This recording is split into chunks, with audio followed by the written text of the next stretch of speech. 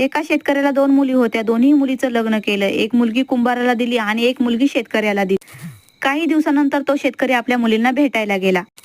पहिल्यांदा कुंभाराच्या घरी गेला. कुंभाराच्या घरी गेल्यानंतर मुलगी म्हणाली, "बाबा, देवाकडे ही प्रार्थना करा की यावर्षी पाऊस कमी पडला पाहिजे. कारण पाऊस कमी झाला तर चिखल कमी होईल आणि आम्हाला खूप सारी मडकी बनवता येतील आणि त्यातून आम्हाला खूप सारा फायदा मिळेल."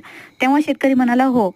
त्यानंतर तो आपल्या दुसऱ्या मुलीकडे गेला. दुसरी मुलगी शेतामध्ये काम करत होती. ती वडिलांना पाहून म्हणाली, "बाबा, तुम्ही देवाकडे ही प्रार्थना करा की यावर्षी खूप सारा पाऊस पडला पाहिजे. कारण आम्ही शेतामध्ये खूप सारी पेरणी केली आहे.